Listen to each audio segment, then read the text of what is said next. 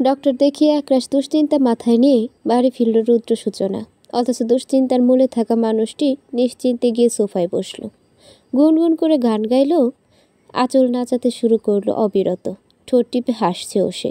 তার হাসির কারণটি হচ্ছে, সে যে গাইনিকে দেখিয়েছে তিনি তাকে দেখে জিজ্ঞেস করেছে, প্রেগনেন্ট? হমিলা আজও ঘেঁষে মাথা নেড়েছে। ডক্টর তীক্ষ্ণ চোখে তাকিয়ে বলেছে, টাঙ্গাইল জেলার অল্প বয়সী বিবাহিত মেয়ে, বাচ্চার অভাব নেই। এই ছোট ছোট শিশুরা নাকি আরেক শিশুর জন্ম দেবে? রুদ্ধশ্বাস ছাড়ল ডক্টর মহিলা। পিটপিট করে তাকিয়ে হমি জিজ্ঞেস করে বসল, কেন অন্য জেলার বুঝি আমার বয়সী মেয়েদের বিয়ে হয় না? হৈমির প্রশ্নটি পছন্দ হলো না তার। বাড়তি কথা বলতে আগ্রহ পেল না বোধ হয়। ক্ষীণ স্বরে শুধু জবাব দিল, এ বছর গড়ে এ জেলাতে এই সংখ্যাই বেশি। ডক্টরের মুখ, কথা বলার ভঙ্গি মনে করে পেট চেপে হাসি পাচ্ছে হৈমি। সে তার সমস্যাগুলো নিয়ে মোটেই বিচলিত নয়। বাচ্চা হওয়ার সময় যদি সে মরে যায়, মরবে, শুধু বাচ্চাটা বাঁচলেই হলো। এরপর মরে ভূত হয়ে রুদ্র কেমন সুখী জীবন কাটায় দেখবে। হাসি যেন ধরল না তার মুখে। লম্বা শ্বাস টেনে বিড়বিড় করল, মরে গেলে তো এমনিতেই সব চুকে যাবে। যদি না মরি, কিভাবে সব চুকাবো? ওই নিষ্ঠুরটাকে কিভাবে শাস্তি দেব? ওকে যে আমি খুব ভালোবাসি। রক্তে হিমোগ্লোবিন কম হৈমির। বর্তমানে গর্ভবতী নারীদের এই সমস্যাটি প্রকট হয়ে দাঁড়িয়েছে। তাই মেডিসিন লিখে কোনো কোনো খাবার এমত অবস্থায় প্রয়োজন, সেসব বিষয়ে আলোচনা করা হয়েছে। রুদ্রকে বারবার করে বলে দেওয়া হয়েছে, এখন থেকেই যেন হৈমির প্রতি যত্ন নেওয়া হয়, নয়তো ডেলিভারির সময় বিভিন্ন সমস্যায় পড়তে হবে। সূচনা হৈমির প্রেসক্রিপশন, রক্ত পরীক্ষার রিপোর্ট চেক করতে করতে হৈমির পাশে এসে বসল। রুদ্র গম্ভীর মুখের তীক্ষ্ণ দৃষ্টি দ্বারা হৈমির দিকে তাকিয়ে রইল কয়েক পল। ওই হাসি খুশি মুখটা বড্ড অশান্তি দিচ্ছে তাকে। চিন্তায় চিন্তায় রুদ্ধশ্বাস ছাড়ল আচমকা। আশপাশে তাকিয়ে কাউকে না পেয়ে নিজেই চলে গেল ডাইনিংয়ে। এক গ্লাস পানি পান করে সূচনাকে ডাকলো হাঁক ছেড়ে। হাতে থাকা কাগজপত্র পাশে রেখে সূচনা ছুটে গেল ভাইয়ের কাছে। রুদ্র তাকে জিজ্ঞেস করলো, পানি খাবি? না, ঠিক আছে। তাহলে এটা ওকে গিয়ে দিবি। পিপাসা না লাগলেও খেতে বলবি। কথা না শুনলে ধমক দেবি। এরপরও কাজ না হলে আমাকে ডাকবি।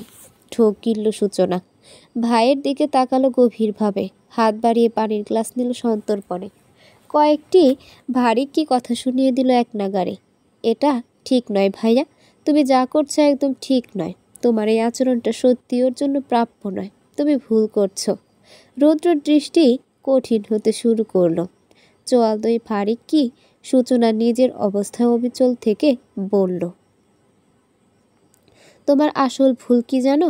তুমি হৈমিকে ভালোবাসলেও সেটা প্রকাশ করতে পারো না, অথচ ওর প্রতি কতটা চটে গেছে সেটা ঠিক প্রকাশ করে দাও। একটা শিশু বাচ্চাকে যদি সবসময় মা বাবা শাসনে রাখে, ওই বাচ্চাটা কি বাবা মায়ের ভালোবাসা টের পাবে? পাবে না। ভালোবাসা কখন টের পাবে জানো? যখন একবার শাসন করে দ্বিতীয়বার ভালোবেসে কাছে টেনে নেবে। কোনটা ভুল কোনটা সঠিক বুঝিয়ে দেবে। তাছাড়া হৈমি যা করেছে, এখানে আমি কোনো ভুল দেখছি না। কারণ ও যা করেছে স্বামীকে ভালোবেসে হারানোর ভয় করেছে। একটা মেয়ে তার স্বামীকে কতটা ভালোবাসে তুমি জানো না ভাইয়া। সেই ভালোবাসার গভীরতা জানতে হলে তোমাকে আগে বুঝতে হবে তাদের করা ত্যাগগুলোর কথা। আমাকেই দেখো না, মাহেরের জন্য আমি তোমাদের ছেড়ে ওর কাছে থাকি। কেন থাকি? দায়িত্ব আর ভালোবাসা থেকেই তো থাকি, তাই না? আমার ত্যাগটা দেখে তোমার হৈমির ত্যাগটা বোঝা উচিত। ওর বেলায় আরও বেশি বোঝা উচিত। কারণ আমার বিয়েটা পারিবারিক হলেও তোমাদের পারিবারিক বিয়ে ছিল না। নিজের কথাগুলো শেষ টেনে চলে যাচ্ছিল সূচনা। সহসা ঘাবড়ে ঘাড় ফিরিয়ে ভাইয়ের স্থবির মুখটায় তাকালো। দম ছেড়ে পুনরায় বলল, একটা প্রশ্ন করি ভাইয়া, উত্তরটা পরে দিলেও চলবে। ধরো আজ থেকে 7-8 মাস পর হৈমির ডেলিভারির সময় আল্লাহ না করুক তোমাকে একজনকে বেছে নিতে বলা হলো। যে কোনো একজনের প্রাণ সংশয় থাকলো, কি করবে তুমি? কাকে বেছে নেবে? এই উত্তরটা মিলিয়ে তারপর হৈমির অপরাধ বিবেচনা করবে। আর হ্যাঁ, যদি ওর অপরাধের ভারটা এতে কমে, প্লিজ তুমি অন্তত ওর কাছে ক্ষমা চেয়ে নিও। কারণ একটা মেয়ে হিসেবে এর জায়গায় নিজেকে রাখতে আমার খুব কষ্ট হচ্ছে, মেনে নিতে পারছি না। হৈমি সত্যি খুব বোকা ভাইয়া, আমারও মনে হচ্ছে। ওর সহজ সরলতার জন্যই কপালে আজ এই দুঃখটা হলো। আর এক মুহূর্ত দাঁড়ালো না সূচনা। বোনের প্রতিটি কথাই বুকে গিয়ে বিঁধল রুদ্রর। দম আটকে গেল নিমিষেই। কর্ণে বারবার প্রতিধ্বনিত হলো সূচনার বক্তব্য। সেই সঙ্গে মস্তিষ্কে চাপ পড়ল এটা ভেবে, যদি সত্যি কখনো এমন সিচুয়েশন আসে সে কি করবে। দুহাতে ঘন ঘন শ্বাস নিতে নিতে বলল, না, এমন দিন কখনো আসবে না। কিন্তু যদি আসে? এ ভয়ে মুষড়ে পড়ল যেন। এ প্রশ্ন ভয়ে মুষড়ে পড়ল যেন। থমথমে মুখ নিয়ে বেরিয়ে এসে হৈমীর দিকে তাকালো এক পলক। এরপর ঝড়ের গতিতে সিঁড়িমুখী হয়ে চলে গেল নিজের ঘরে। রৌদ্র দ্বারে পড়ে রইল ঘন্টার পর ঘন্টা। হঠাৎ করে রৌদ্রের এমন অবস্থা থেকে ভয় পেয়ে গেল সকলেই। মনে মনে হৈমীও কম চিন্তায় পড়ল না। শেষে সূচনাকে অনুরোধ করা হলো, ভাবি তুমি গিয়ে ওনাকে দরজা খুলতে বলো। ওনার সমস্যার কথা তো তুমি জানোই, যদি বিপদ ঘটে যায়। হৈমীর মুখে কথা শুনে সূচনাও চিন্তায় পড়ল। হৈমীর মাথায় হাত রেখে বলল, তোমার মতো মেয়েকে বউ হিসেবে পাওয়া ভাগ্যের ব্যাপার হৈমী। ভাইয়া সেই সৌভাগ্যকে পায়ে ঠেলে ঠিক করছে না। হৈমী মাথা নত করে ফেলল। তার বুক চিরে বেরিয়ে এলো দীর্ঘশ্বাস। সূচনা আর দেরি না করে চলে গেল রুদ্রকে ডাকতে। কিন্তু আর বেশিক্ষণ সবাইকে দুশ্চিন্তায় থাকতে হলো না। রুদ্র দরজা খুলে দিয়েছে।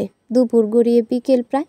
সূচনা ভাইকে খাওয়ার জন্য জোর করলো, কিন্তু সে সাফ জানিয়ে দিল খাবে না। সূচনা বিচলিত হলো।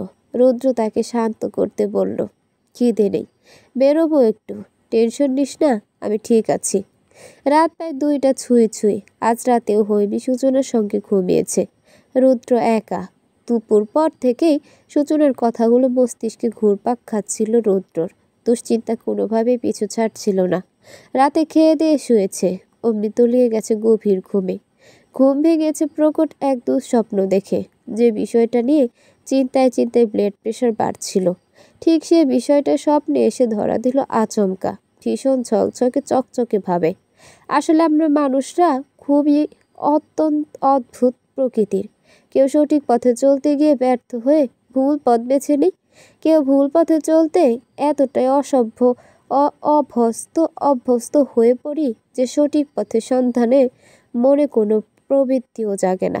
আমাদের মনে রাখা উচিত, ভুলের তরে জীবন সঁপে দেওয়া মানব জীবনের কর্তব্য নয়। ভুল থেকে শিক্ষা নিয়ে সঠিকটা গ্রহণ করাই মানব জীবনের প্রকৃত কর্তব্য। হসপিটালের করিডোরে একটি চুক্তিপত্র হাতে বসে আছে রুদ্র। তার সামনে দাঁড়িয়ে হামিদা বেগম, মাহের, সূচনা। তিনজনের দৃষ্টি অশ্রুসিক্ত। সূচনা ধপ করে তার সামনে বসে পড়ল, হাত জোড়া করে মিনতি করল, প্লিজ ভাইয়া, তুমি সই করো না।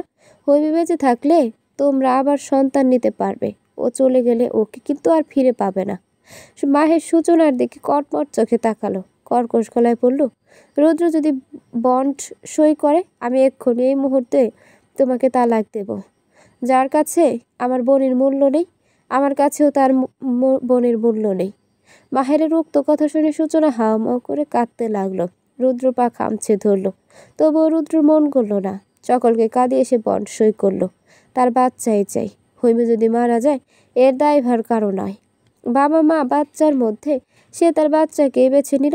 এর আধ ঘন্টা পর ফুটফুটে নবজাতক কোলে নার্সে গিয়ে গেল। হামিদা, মাহের, সূচনা কেউ এলো না। রুদ্র সকলের দিকে তাকে বিচলিত ভঙ্গিতে গিয়ে নবজাতককে আঁকলে ধরলে। বুকে চেপে ধরে নিজ শব্দে নিঃশ্বাস ফেলে বিড়বিড় করলো, আমার সন্তান, আমার অংশ। পর মুহূর্তে সূচনার গগন বিদারী চিৎকার শুনতে পেল। সেই চিৎকারে নবজাতকেরও গলা ফাটানো কান্না তীব্রতর হলো। সহসা কেঁপে উঠল রুদ্র। সূচনার বিধ্বস্ত মুখ ভেসে উঠল চোখের সামনে। রুদ্র নিজের মুখের তৃপ্তি ভরে হেসে নবজাতককে এগিয়ে ধরল সূচনার দিকে। সূচনা 2 পা পিছিয়ে গেল আচমকা। কাঁদতে কাঁদতে বলল, মাহের আমাকে তালাক দিয়েছে ভাইয়া, অফিসিয়ালি নোটিশও পাঠাবে। থমকানো স্বরে রুদ্র প্রশ্ন ছুড়ল, কিন্তু কেন? সূচনা কাপা হাতের তর্জনী উঁচিয়ে দেখালো সম্মুখের দিকে। একটি সিঙ্গেল বেডে সাদা কাপড়ে মোড়ানো হৈমী, শুধু মুখের উপরে কাপড়টাই উন্মুক্ত। সহসা এহেন দৃশ্য দেখে রূহ কেঁপে উঠল রুদ্রর। হাত পা হয়ে গেল অবশ, ভুলে গেল কোলে থাকা নবজাতকের কথা। আচমকা ছেড়ে দিল নবজাতককে। ধরে রাখা 2 হাত সূচনা কানের কাছে এসে বিভৎস এক চিৎকার করে বলল, এ কি করলি রে ভাইয়া, কি করলে ভাইয়া? শেষ পর্যন্ত নিজের সন্তানকেও মেরে ফেললে। আচম্বিত রুদ্রর দৃষ্টি নামল।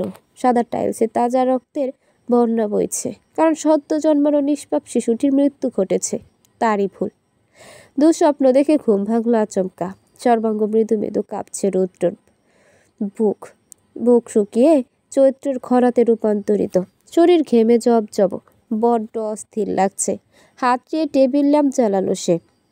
জগে এক ফোঁটা পানিও নেই। তবে কি করে হৈমি তো এ ঘরে নেই। সে থাকলে নিশ্চয়ই সবটা গুছিয়ে মনে করে জগ ভর্তি পানি রাখত। দুঃস্বপ্ন। সাদা কাপড়ে হৈমির পবিত্র মুখশ্রী বুকের ভেতরটা শূন্য করে দিল তার। টনটনে অনুভূতি হলো প্রগাঢ়ভাবে। মাথাটা ঝিমঝিম করছে। কোনো রকম ভারী শরীরটা দাঁড় করালো। হাঁটতে হাঁটতে গিয়ে ভারসাম্য হারাতে চাইল কয়েকবার, তবুও সাবধানে নিচে গেল। পিপাসা মিটিয়ে মনের ব্যথা কমাতে চলে গেল সূচনার ঘরের সামনে। বেরানো দরজা ঠেলে ভেতরে ঢুকে পড়ল সে বিনা অনুমতিতে। ড্রিম লাইটের আলোতে স্পষ্ট দেখতে পেল হৈমির ঘুমন্ত সুশ্রী মুখবায়ব। অস্থির বুকটা ধীরে ধীরে শান্ত হতে শুরু করলো। ধীর পায়ে গিয়ে বসলো হৈমির পাশে, হাত বাড়িয়ে নাকের কাছে আঙুল ঠেকালো। শ্বাস প্রশ্বাস ঠিকঠাক আছে দেখে স্বস্তির নিঃশ্বাস ফেলল।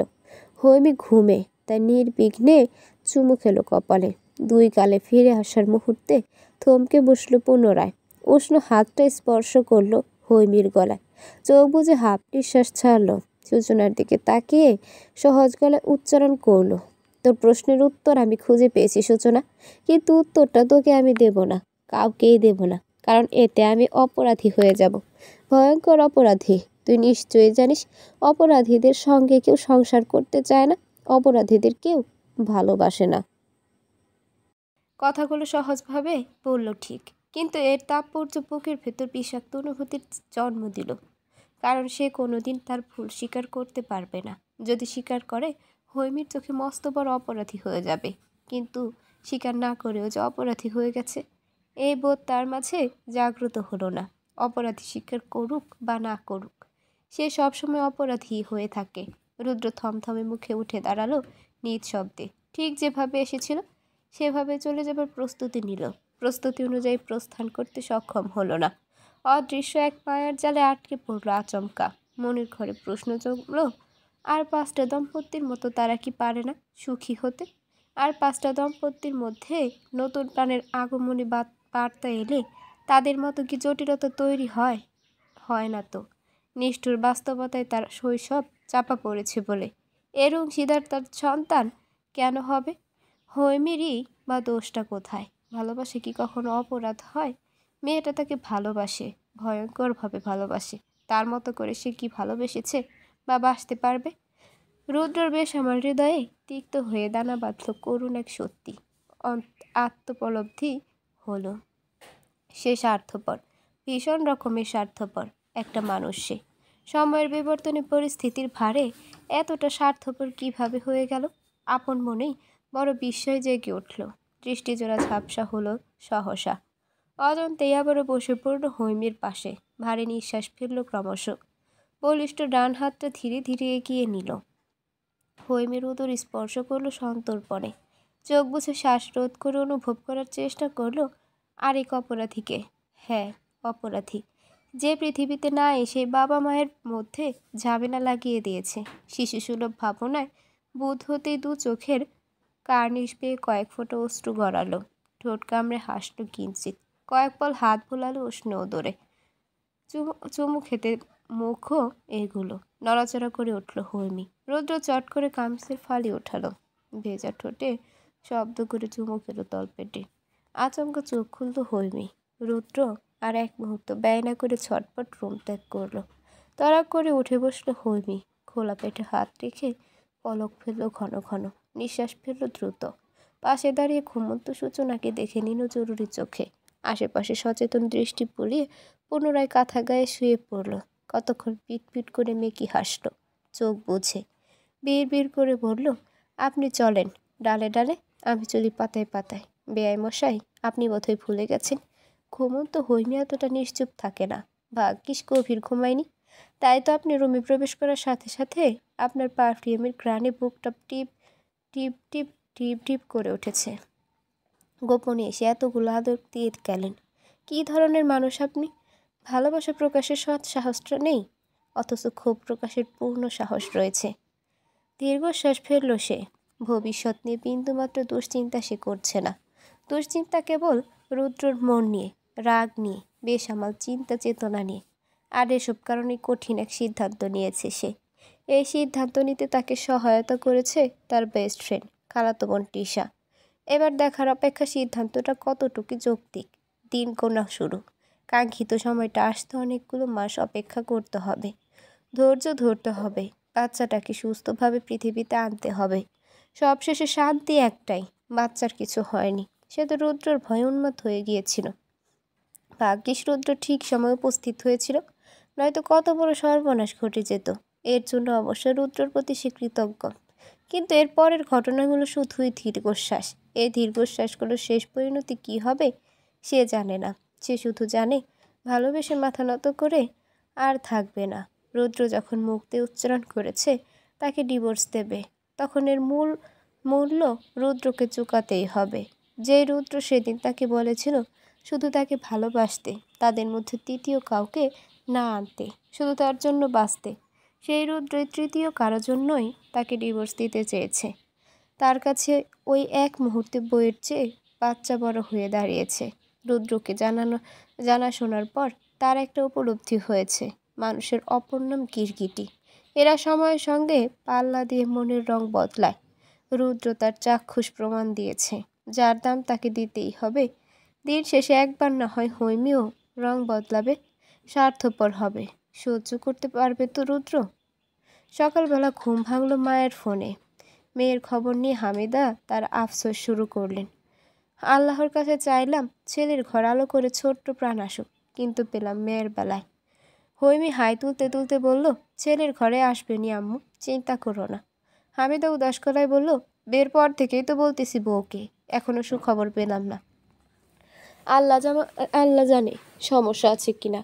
আমার তো সন্দেহ হয় ওরা আদেও ডাক্তার দেখিয়েছে কিনা। উফ আম্মু, অযথা চিন্তা করছো তুমি, সেরকম কিছুই না। থাক, বাদ দিও সব। রুদ্রর কথা বল, সব ঠিকঠাক আছে তো? শোন হৈমি, এরপর যদি আর একবার তোর গায়ে ও হাত তোলে, আমি কিন্তু বধূ নির্যাতনের কেস দিয়ে দেব ওর নামে। খিলখিল করে হেসে উঠল হৈমি। বলল, তুমি চিন্তা করো না আম্মু, কিছুই হবে না। দোয়া করে সময় দ্রুত চলে যাক আর আমিও ফিরে আসি। আতকে উঠল হামিদা। বলল, ফিরে আসি মানে? কবে কখন? চুপসে গেল হৈমি। ক্ষীণ স্বরে বলল, বাচ্চাকে তার বাবার কাছে দিয়ে ফিরে আসবো। চমকালো হামিদা। গা শিউরে উঠল নিমেষে। কি ভয়ানক কথা। শঙ্কিত গলায় বলল, বাচ্চাকে দিয়ে আসি মানে? এটা কি দোকানে কেনা জিনিসপত্র নাকি? কষ্ট করবি তুই, মা হলি তুই। মায়ের অধিকার সবচেয়ে বেশি। কোন দুঃখে তুই ওকে দিয়ে আসবি? আসলে এক্ষুনি আয়, তোর ভাই এখনো বেঁচে আছে, আমি বেঁচে আছি, কোনো সমস্যা হবে না। কোন দুঃখে দিয়ে আসবো সেটা তোমাকে বোঝাতে পারবো না। তুমি এসব কথা কারো সাথে শেয়ার করবে না। শুধু জানবে আমি যা করব ভেবে চিন্তেই করব। তুই আর কি সর্বনাশ করবি নিজের? আর কি সর্বনাশ আর বাকি আছে বলো আমাকে? ধরে নাও শেষ একটা সর্বনাশই করব। এক থাপ্পড় খাবি। নিজের সিদ্ধান্ত নিজে নেওয়ার মতো বয়স এখনো তোর হয়নি, এজন্যই একের পর এক ভুল করছিস, সর্বনাশ বয়ে আনছিস। সিদ্ধান্ত নিতে বয়স লাগে না আম্মু, বাস্তবতায় শিখিয়ে দেয় কিভাবে সিদ্ধান্ত নিতে হয়। রাখছি আমি। এ ব্যাপারে প্লিজ তুমি কাউকে কিছু বলবে না। হামিদাকে আর কিছু বলার সুযোগ দিল না সে। চট করে ফোন কেটে দিল। উত্তেজিত হয়ে পড়ল হৈমি। মাহেরকে ডেকে সমস্ত কথাই বলল। দেরি না করে মাহের কল করলো হৈমিকে। মায়ের উপর বিরক্ত হলো হৈমি। মাহেরকে বুঝিয়ে বলল, চিন্তা করো না ভাইয়া, আমি তোমাকে সবটা বুঝিয়ে বলবো। মাহের বিচলিত ভঙ্গিতে বলল, নিজের জীবনের আর কোনো সিদ্ধান্ত একা নিও না হৈমি, তুমি এখনো ছোট। অন্তত আমার ওপর বিশ্বাস করে সবটা জানিও।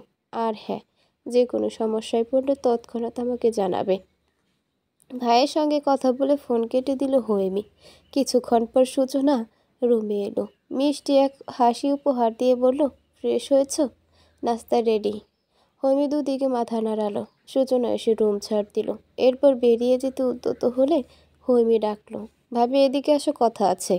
সূচনা কিঞ্চিত বিচলিত হলো, ফিরে এসে বসলো হৈমির পাশে। হৈমি কোনো প্রকার ভনিতা ছাড়াই বলল, সবার আগে আমি তোমার ননদ, এরপরের সম্পর্কগুলো আপাতত ভুলে যাও। সহসা হৈমির মুখে এমন কথা শুনে বরকে গেল সূচনা। হৈমি পুনরায় বলল, ননদের শ্বশুরবাড়িতে এতদিন এসে থাকাটা লোকে ভালো চোখে দেখে না। এবার তুমি বলবে এটা তোমার বাপের বাড়ি, ভাইয়ের বাড়ি, এখানে এসে মাসের পর মাস থাকতেই পারো। তাহলে আমিও বাঘিনী ননদ হয়ে বলবো, এটা যদি করো, আমার ভাইয়ের জন্য দ্বিতীয় বিয়ের বন্দোবস্ত করতে হবে। সূচনার বুকটা ধক করে উঠল, চোখের পলক পড়ল ঘন ঘন। বিস্ময়ে মুখ হা মনে হচ্ছে। 18 বছর বয়সী হৈমি নয়, তার সম্মুখে 40-এর ঊর্ধ্বে এক হৈমি বসে আছে। বেশ বিচক্ষণ নারী, ভারী বুদ্ধি সম্পন্ন, রায়বাঘিনী ননদিনী যাকে বলে। ঢোক গিলল সে, বিস্মিত কণ্ঠে বলল, আমি শুধু ভাইয়ার কথা এখানে নেই, মাহের আমাকে তোমার দেখাশোনার জন্য এখানে থাকতে বলেছে। চটে গেল হৈমি, বলল, কেন, আমি কি পঙ্গু হয়ে গেছি যে আমার দেখভাল করার জন্য আলাদা লোক লাগবে? সেই আমার দেখাশোনা করুক। সে কি অযোগ্য? সে কি অকর্মা, নাকি সে প্রতিবন্ধী যে তার বউকে দেখাশোনার জন্য আরেকজনের বউয়ের ধার করতে হবে? বাক্যগুলো প্রায় চিৎকার করে উচ্চারণ করল সে। দূর থেকে মনে হলো বেশ ঝগড়া লেগেছে, তাই ছুটে এলো রুদ্র। পাশের ঘরের সাদমানেরও ঘুম ছুটে গেছে। খালি গায়ে চোখ কচলাতে কচলাতে সেও বেরিয়ে এলো। নিচ থেকে রুদ্র আর সাদমানকে দেখে রিনা উপরে চলে এলো। সূচনা হৈমিকে আস্তে কথা বলতে অনুরোধ করলো, শুনল না হৈমি, চিৎকার করে বলল, আমার ভাই কি বউকে বাপের বাড়ি রাখার জন্য বিয়ে করেছে? এ বাড়ির মেয়ে যদি শ্বশুর বাড়িতে নিজ কর্তব্য পালন না করে বাপের বাড়ি এসে থাকতে পারে, আমি কেন পারবো না? আজই বাপের বাড়ি চলে যাব আমি। শক্ত মূর্তির ন্যায় দাঁড়িয়ে পড়ল রুদ্র। সাদমানের মুখটা পুরোপুরি ভেঙে গেল। ঘুমটা। রিনার মুখ হা হয়ে গেল হৈমির মুখে এ ধরনের কথা শুনে। এসব বলার মেয়ে তো সে না। ভূতে টুতে ধরল নাকি? সকলের উপস্থিতি টের পেয়ে, বিশেষ করে রুদ্রের উপস্থিতি সচক্ষে দেখে হৈমির গলার জোর বাড়ল। সে আগে ফোঁস করে বলল, আমি এ ঘরে কেন কেন আমি এই ঘরে থাকছি। আমার কি এই ঘরে থাকার কথা? যে আমাকে বিয়ে করে এ বাড়িতে এনেছে তার ঘরে কি বন্যা হয়েছে, নাকি তার ছোঁয়াচে রোগ আছে? কোনটা? রৌদ্রের কঠিন ভাবমূর্তি দেখে সরে গেল সাদমান। সূচনাকে তাকে মানাতে বলল, আচ্ছা আচ্ছা, এত রাগ করো না, বাবা আসুক, এরপর মাহের এসে আমাকে নিয়ে যাবে, তুমি প্লিজ শান্ত হও। পিট করে তাকিয়ে রইল হৈমি, ঠোঁট টিপে হাসলো আড়ালে, বলল, হ্যাঁ, তাড়াতাড়ি চলে যাব। আমার আম্মু চাতক পাখির মতো অপেক্ষা করছে ছেলে ঘরের নাতি নাতনির মুখ দেখার। মন দিয়ে সংসার করবে আর আল্লাহর কাছে আম্মুর জন্য নাতি নাতনি চাইবে। অন্যের বউকে নিয়ে এত ভাবার দরকার নেই। যার বউ সে যদি দেখে রাখতে না পারুক, এর তাই অন্যরা কেন নেবে? নিজে সুখী থাকবে না বলে অন্যদের সুখ কেন কেড়ে নেবে? বউকে ভালোবাসার যোগ্যতা তার নেই বলে অন্যের যোগ্যতাকে খাটাতে দেবে না কেন? আমার ভাই তো কারো মতো কাপুরুষ না যে বউকে চোরের মতো ভালোবাসবে। এক নাগাড়ে কথা বলে হাঁপিয়ে উঠল হৈমি। পানি পিপাসা লেগে গেল তার। সূচনা বুদ্ধিমতী মেয়ে, তাই হঠাৎ হৈমির অদ্ভুত আচরণের কারণ টের পেয়ে গেল। তাই রাগ করলো না একটু, বরং স্বস্তিই পেল। মাহেরকে ছেড়ে থাকতে তার ভীষণ কষ্ট হচ্ছিল। আর বেচারা মাহের, একদিকে বোন অন্যদিকে বউ, দুই মেরুর টানে চুপসে রয়েছে। সব কিছু বিবেচনা করেই হৈমি সকাল সকাল হট্টগোল বাজিয়েছে, যার সবার জন্যই মঙ্গল বয়ে আনবে। কিন্তু তার এই হট্টগোলের মাঝে চরম অপমানিত হয়েছে রুদ্র, যার পরিপ্রেক্ষিতে না পারল কিছু বলতে আর না পারল কিছু সহ্য করতে। দাঁতে দাঁত চেপে শুধু স্মরণ করে গেল তার বউ তাকে কাপুরুষ বলেছে, অযোগ্য, অকর্মণ্য, আর যেন কি মনে করতে পারল না। গম্ভীর মুখটা আরো বেশি গম্ভীর করে বসে রইল নিজ রুমে। সিদ্ধান্ত নিল সূচনাকে বলবে। হৈমি যেন রাতে ঘুমায় তার ঘরে গিয়ে। প্রাকৃতিক নিয়মে দিন পেরিয়ে রাত এলো। হৈমি চুল আঁচড়াচ্ছিল। সূচনা রুমে এসে বলল, হৈমি, ভাইয়া ও ঘরে যেতে বলেছে তোমায়। একটুও খারাপ আচরণ করবে না, কথা দিয়েছে। ভ্রু বাঁকিয়ে তাকালো হৈমি, অবিশ্বাস্য স্বরে বলল, কথা দিয়েছে? না মানে আমি বললাম তুমি ওর সঙ্গে খারাপ বিহেভ করবে না তো? ভাইয়া না করলো, খারাপ বিহেভ করবে না, একটা ধমকও দেবে না, সরাসরি কথা দেয়নি, তবে মুখে বলেছে। কিন্তু আমি যাব না। তুমি গিয়ে বলো হৈমির বিন্দু মাত্র ইচ্ছেও করছে না ও ঘরে যেতে, একটু শখও যাচ্ছে না। তাহলে সকালবেলা চেঁচামেচি করলে কেন? দরজার সামনে দাঁড়িয়ে ভারী কিশোরের প্রশ্নটি ছুড়ল রুদ্র। চমকে উঠল সূচনা, চমকালো হৈমি নিজেও। বেশ ভাব নিয়ে মুখ ফিরিয়ে চুল বাঁধল। রুদ্র শান্ত কণ্ঠে আহ্বান জানালো, রুমে এসো। চেঁচে উঠল হৈমি। বলল, আমি যাব না। কি করবেন? মেরে ধরে নিয়ে যাবেন? রুদ্র সহসা কয়েক পায়ে এগোলো। সূচনার দিকে তাকিয়ে বলল, চোখ বন্ধ করো। আচমকা চোখ বন্ধ করে নিল সূচনা। ঢোক গিলল হৈমি। রুদ্র গম্ভীর মুখে শীতল কণ্ঠে বলল, মেরে নয়, ধরে নিয়ে যাব। কথাটা বলতে বলতে সহসা হৈমিকে পাজাকোলা করে নিল।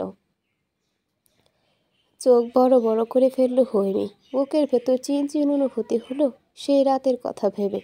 রাগে দুঃখে গোল চোখ গলে পানি বেরিয়ে এলো। গম্ভীর মুখ রুদ্র হৈমির ছোট্ট দেহখানে আঁকলে ধরে সন্তর্পণে বেরিয়ে গেল। নিজ রুমে গিয়ে দরজা বন্ধ করে হৈমিকে শুইয়ে দিল বিছানায়। এরপর ঝটপট লাইট অফ করে ড্রিম লাইট জ্বালালো। নিজেও এসে হৈমির পাশে শুয়ে পড়ল। এক হাত দূরত্ব শুয়ে দুজন। থেকে থেকে হৈমির ফোপানোর শব্দ ভেসে আসছে।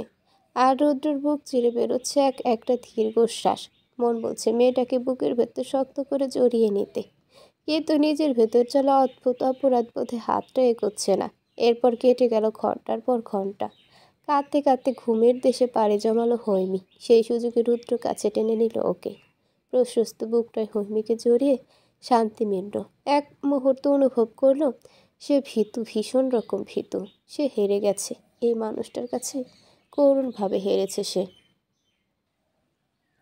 সন্ধ্যার আগ মুহূর্ত। শ্বশুরবাড়ি এসে পৌঁছালো সূচনা। বউকে বাড়ির ভেতরে রেখে বাইক নিয়ে বাজারে গেল মাহির। হামিদা কিঞ্চিৎ রাগ দেখালো সূচনার উপর। বলল, বেলা থাকতে আসতে পারো না? কতদিন বলেছি সন্ধ্যা মাথায় আসবে না। সূচনা আমতা আমতা করে বলল, আসলে বাবা আমাদের সঙ্গে বেরোলো, তাই দেরি হয়ে গেছে, দুঃখিত। নরম স্বরের দুঃখ প্রকাশে গলে গেল হামিদা। প্রসঙ্গ পাল্টে বলল, বেয়াই তো এলো না। তড়িৎ স্বরে সূচনা বলল, আসবে। আসলে বাবা আজ জরুরি কাজে ঢাকায় গেল। কয়েকদিন ওখানে থেকে তারপর আপনার সঙ্গে দেখা করে যাবে। বেশ, যাও, হাত মুখ ধুয়ে আসো, সেমাই রেঁধেছি। মৃদু হেসে মাথা কাত করল সূচনা। ধীর পায়ে চলে গেল নিজের ঘরে। স্বস্তির শ্বাস পেরিয়ে এলো বুক চিরে। অনুভব করলো বড্ড শান্তি লাগছে। মনে হচ্ছে আপন নিরে ফিরেছে। কি আশ্চর্য! এ ঘর এতটা আপন, এতটা শান্তি কবে থেকে হয়ে গেল? পর মুহূর্তে মনে পড়ল, এ বাড়ির ছেলের মনের সঙ্গে মনের মিলন ঘটেছে তখন এ ঘর সংসার আপন হওয়া অস্বাভাবিক কিছু না। পাশের মানুষটা যদি স্বস্তির হয়, তাহলে যে কোনো ঘরেই শান্তি মেলে। তৃপ্তি ভরে হাসল সূচনা। ফেলল নিঃশ্বাস। হাত মুখ ধুয়ে পোশাক পাল্টে চলে গেল শাশুড়ির কাছে। সে তাকে পিরিচে শ্যামাই বেড়ে দিল। সূচনা বাচ্চাদের মতো করে শাশুড়ির বানানো শ্যামাই খেলো। তার খাওয়া দেখে মৃদু হাসলো হামিদা। বলল, ফ্রিজে আরও আছে, পরে আবার খেও। এখন খেও না, তাহলে ভাত খেতে পারবে না। সূচনা মাথা নাড়িয়ে সম্মতি দিল। জিজ্ঞেস করলো, রাতে কী রান্না হবে মা? ভাত বসিয়েছেন? কী রান্না হবে বলে দিল হামিদা। ভাত বসানো হয়নি, তাই সূচনা গিয়ে ভাত বসিয়ে দিল। এর মধ্যে মায়ের কাঁচা সবজি নিয়ে এলো। মায়ের কাছে আবদার করলো পাঁচমিশালি সবজি রেঁধে দিতে। স্বামীর আবদার কান খাড়া করে শুনে নিয়ে সে হামিদাকে বলল, আমি করব, আপনি আরাম করুন। হামিদা বলল, সবজিগুলো কেটে দিই। সূচনা বাধা দিয়ে বলল, আমি করে নিব, আপনি বরং ওর সাথে বসে গল্প করুন। এতদিন পর শ্বশুরবাড়ি এসে শাশুড়িকে দিয়ে কাজ করাতে মন সায় দিল না। স্বামী শাশুড়িকে যত্ন নিয়ে রেঁধে বেড়ে খাওয়াতে মনটা পিপাসিত হয়ে উঠল সূচনার। হামিদা যেন স্বস্তিই পেল। বয়স বেড়েছে তো, আর কতই করবে একা হাতে। বসার ঘরে বসে টিভি অন করলো সে। পোশাক পাল্টে মাহের এলো। মায়ের পাশে বসে রান্নাঘরের দিকে উসখুস করলো। এতদিন পর বউ বাড়ি ফিরেছে। কাছে পাওয়ার তৃষ্ণা বেড়েছে 4 গুণ। মায়ের পাশে বসলে মন পড়ে রইল রান্নাঘরে। সূচনা সবজি কাটছিল। পানি খাবার ছুতো এলো মাহের। নিঃশব্দে পাশে দাঁড়িয়ে বলল, আমি কি হেল্প করব? চমকে তাকালো সূচনা। আলতো হেসে বলল, কি বলছো? তুমি কেন রান্নায় হেল্প করবে? হেল্প নেওয়ার হলে মায়ের থেকেই নিতাম। বাক্য শেষে কাজে মন দিল সে। মাহের মুখ ছোট করে তাকিয়ে রইল। সে সাহায্য করতে চেয়েছিল, কারণ এতে কাজগুলো দ্রুত সরবে। একা হাতে বেশ সময় লাগবে, আর যত সময় লাগবে তত তাকে কাছে পাওয়ার প্রহর গুনতে হবে। রান্নার পুরো সময় অন্তত মাহের 10 বার এলো গেল। শুরুতে টের পায়নি সূচনা। যখন টের পেল তখন ক্রমশ তার গালগুলো লাল হতে শুরু করলো। শেষে চোখ রাঙালো। বসার ঘরে হামিদা রয়েছে, তার সামনে এতবার আসা যাওয়া করছে। মাহেরের কি মাথা খারাপ হয়ে গেল? লজ্জা শরমকে কি ভুলে খেয়ে নিল? আশ্চর্য। রান্না শেষ করে হাত ধুচ্ছিল সূচনা, সেই সময় 11 বারের মতন আগমন ঘটল মাহেরের। হাত ধোয়া শেষে তোয়ালেতে হাত মুছে ধীর চোখে তাকালো সূচনা। বলল, কি হচ্ছে এটা? মা কি ভাবছে বলো তো? তুমি তো লজ্জা পাচ্ছ না? আমি লজ্জায় কিভাবে এখন বেরোবো সেই চিন্তা করছি। ছি ছি, নির্ঘাত মাথা খারাপ হয়ে গেছে। বসার ঘরের দিকে উকি দিল মাহের। মা টিভি দেখায় মগ্ন। ঘাড় ফিরিয়ে এক কদমে এগুলো লজ্জাবতীর সামনে। সহসা কোমর জড়িয়ে কাছে টেনে আনলো লজ্জার লতিকাকে। লজ্জায় ভয়ে শিউর উঠল সূচনা। মাহেরের বুকে ধাক্কা দিয়ে চাপা স্বরে আর্তনাদ করে উঠল, হায় রে, এসব কি হচ্ছে? মা এসে যাবে, সর্বনাশ হয়ে যাবে, লজ্জায় মরে যাব আমি। শেষ বাক্যটায় মাহের আহত সূচক শব্দ করল। তর্জনী বাড়িয়ে চেপে ধরলো গোলাপি রঙের নরম ঠোঁট জোড়া। বলল, চুপ, মা আসবে না। আর না, তুমি লজ্জায় মরবে। আর শোনো, সত্যি আমার মাথা খারাপ হয়ে গেছে। কটা দিন উন্মাদের মতোই ছটফট করেছি। এবার আমার মাথা খারাপ হয়ে যা, মাথাটা ঠিক করো। সব ছটফটানি কমিয়ে দাও। বুকের ভিতর বেশ আমার প্রেমের উন্মাদনা চলছে। যতক্ষণ না একান্তে পাচ্ছি ততক্ষণই উন্মাদনা কমবে না। ঠোঁট কেঁপে উঠল সূচনার। গলা শুকিয়ে চৌচির মসৃণ কোমরে উষ্ণ হাতের চাপ পড়লে মুখ ফিরিয়ে ঠোঁট কামড়ালো সে। মৃদু হেসে বেশ আমার নিঃশ্বাসগুলো নিয়ন্ত্রণে আনার চেষ্টা করলো মাহের। কানের কাছে মুখ নিয়ে ফিসফিসিয়ে বলল, জলদি খাবার বাড়ো। খাবারের পাট জলদি চুকিয়ে ঘরে যাও, নয়তো এই বেশ আমার হৃদয় ভয়াবহ বিদ্রোহ করে বসবে। ঢোক গিলল সূচনা। নিঃশ্বাসগুলো অস্থিরতায় রূপ নিল নিমিষে। একটু দূরে যাওয়াতে যদি এমন ভয়ঙ্কর প্রেমিকের দেখা মেলে, বেশ আমার প্রেমের স্পর্শ পায়, তাহলে মাঝে মাঝে একটু বেশি দূরে গিয়ে জ্বালাতন করাই যায়। বিনিময়ে না হয় 4 গুণ জ্বলবে সে। এক নিগড় পবিত্র প্রেম আগুনে জ্বলতে কার না ভালো লাগে। হৈমীর গর্ভাবস্থায় 3 মাস চলছে। শরীর খুব একটা ভালো যাচ্ছিল না। রুদ্রর বাবা হৈমীকে খুবই স্নেহ করেন। কাজের ফাঁকে মাঝে মধ্যে বেশ গল্প করেন দুজন মিলে। গতকাল গল্পের ফাঁকেই হৈমীর চোখ মুখে অস্বাভাবিকতা টের পেয়েছিল। সকাল হতে রুদ্রকে বলে পাঠিয়েছিল ডক্টরের কাছে। হৈমীর বর্তমান ওজন 48 কেজি। 3 মাসে 2 কেজি ওজন বেড়েছে। পেটও ফুলেছে, ঠিক যেন 5 মাসের গর্ভবতী। এতে তেমন কোনো সন্দেহ করেনি। তবুও নিশ্চিত থাকার জন্য আল্ট্রাসোনোগ্রাম করতে বলল। কিন্তু হৈমীর মা, রুদ্রর দাদিন, এতে মত দিলেন না। তারা 5 মাসের আগে আল্ট্রাসোনোগ্রামে করতেই দেবে না। রুদ্র বরাবরের ঘাড়তেরা স্বভাবের, তবুও এক্ষেত্রে কোনো রাজি কেন জানি ভয় পেল। এত ভয় কেন করছে জানা নেই। শুধু জানে শাশুড়ি আর দাদুনকে ভরসা করা যায়। প্রথম মা হচ্ছে হৈমী। এতদিন সেরকমভাবে অনুভূতি জাগেনি। কিন্তু সময়ের ধারাবাহিকতায় শারীরিক পরিবর্তনে ধীরে ধীরে মাতৃত্ব জাগ্রত হচ্ছে। আজকাল ঘুমের ঘরে সে বেশ সচেতন থাকে। আগের মতো ছটপট হাত পা ছোড়াছড়ি করে না। সর্বক্ষণ মন মস্তিষ্ক জুড়ে থাকে তার মাঝে কেউ আছে। তার একটু অসাবধানতা কারো ক্ষতির কারণ হতে পারে না। এই নিয়ে তার ভয়ের শেষ নেই। তার সে ভয়টাই চোখে পড়ছে রুদ্রর। হৈমী যেমন প্রথম মা হচ্ছে, সেও প্রথম বাবা হচ্ছে। তাদের জীবনে প্রতিদিন যা কিছু ঘটছে সবই দুজনের কাছে নতুন। তারা দুজন যেন সত্য হাঁটতে শেখা শিশু।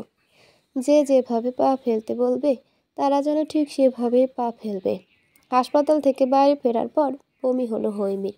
বাথরুমে ঢুকে বমি করছিল সে। শব্দ শুনে দৌড়ে এলো রুদ্র। কাজ চেপে ধরল আচমকা। রাশভারী ভরাট চোয়ালের মানুষটার মুখ ছোট হয়ে গেল। দু চোখে নেমে আসলো রাজ্যের দুশ্চিন্তা। বমি করতে করতে অস্থির হয়ে পড়ল হৈমী। চোখে মুখে পানি দিয়ে শরীর এলিয়ে দিল রুদ্রর বুকে। আতঙ্কিত রুদ্র মিইয়ে গেল। পাজাকুলো করে হৈমীকে নিয়ে বিছানায় শুইয়ে দিল। টেনশনে হাঁটু কাঁপছে তার। চোখ বুজে শুইয়ে থাকা হৈমীর শরীরটাও কাঁপছে। কি করবে রুদ্র? কিছু বুঝতে না পেরে কল করলো বড় কাকির নাম্বারে। জারিন রুদ্রর ফোন পেয়ে অবাক হলো। মাত্রই রুদ্র হৈমি হাসপাতাল থেকে ফিরে এলো। বাড়িতে থেকেই ফোন। বিচলিত ভঙ্গিতে উপরে ছুটল সে। পেছন পেছন দাদিনে উঠে এলো। দরজার টোকা দিতেই রুদ্র দরজা খুলে দিল। কপাল বেয়ে ঘাম ঝরছে তার। দুশ্চিন্তার চোখ দুটো লাল টক টক করছে। দাদিন উত্তেজিত হয়ে বলল, কি হয়েছে, কি হয়েছে? জেরিন কোনো প্রশ্ন না করে হৈমির কাছে ছুটে এলো। রুদ্র থমথমে কণ্ঠে উচ্চারণ করলো, ওর বমি হচ্ছে, বমির সঙ্গে রক্ত এসেছে অল্প। রুদ্রের বিধ্বস্ত মুখ, ভাঙা স্বরে শিউরে উঠল দাদিন। জেরিন অবাক হলে রুদ্রের অবস্থা দেখে। হৈমির মাথায় হাত বুলিয়ে বলল, আরে চিন্তার কিছু না, বমি করতে করতে গলা ফেটে হয়তো একটু রক্ত এসেছে। এমন হয়, রাধি পেটে থাকার সময় আমারও এমন হয়েছিল। জেরিনের দিকে নির্লিপ্ত চোখে তাকালো রুদ্র। তার ভেতরে কি চলছে কেবল সেই জানে। অনুভূতিটা ঠিক প্রকাশ করতে পারছে না। ভয় হচ্ছে তার, খুব ভয় হচ্ছে। কেন হচ্ছে? হৈমিকে ভালো ডক্টর দেখাতে হবে, শীঘ্রই ভালো ডক্টর দেখাতে হবে। ভাবতে ভাবতে এসে সেলফোন বের করলো। কল করলো বান্ধবী সুবর্ণাকে।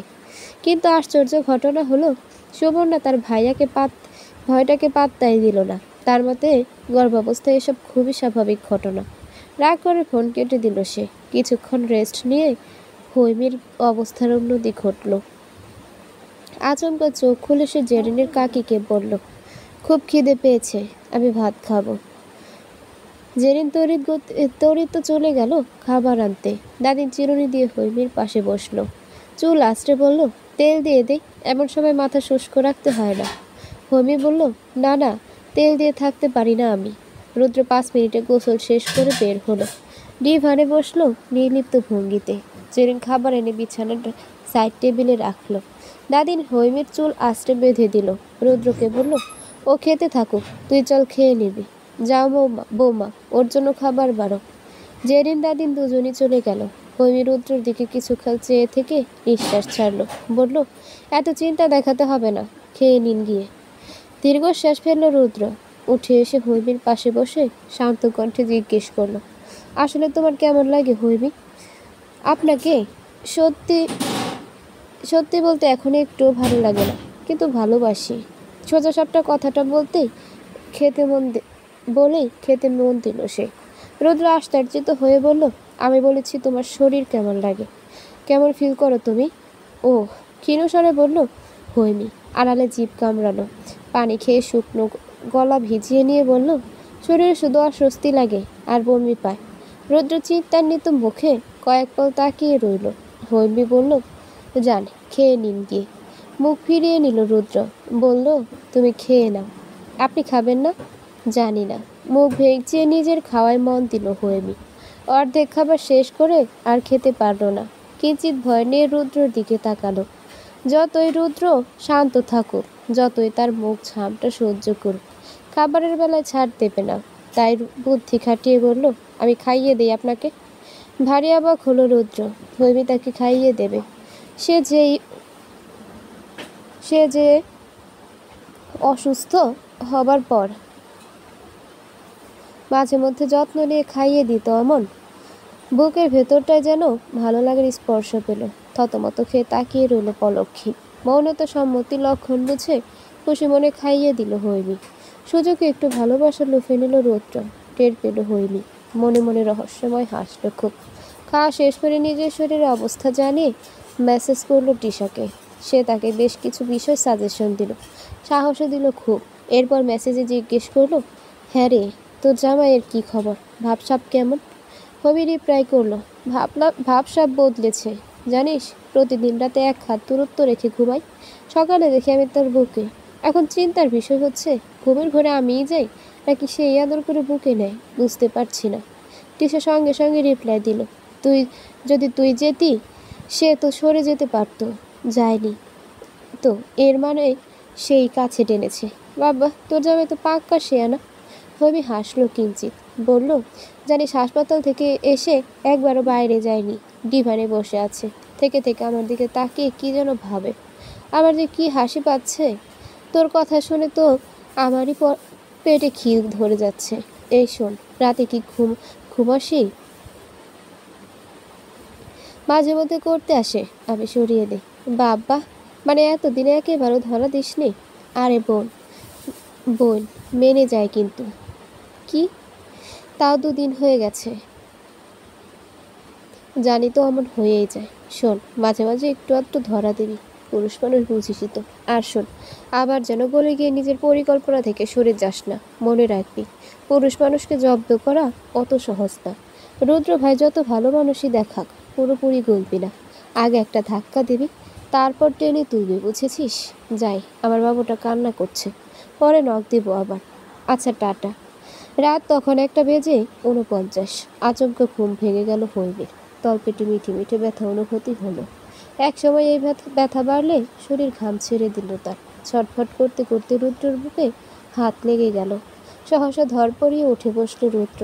হৈমির দিকে বড় বড় করে তাকিয়ে বলল, কি হয়েছে, কি হয়েছে?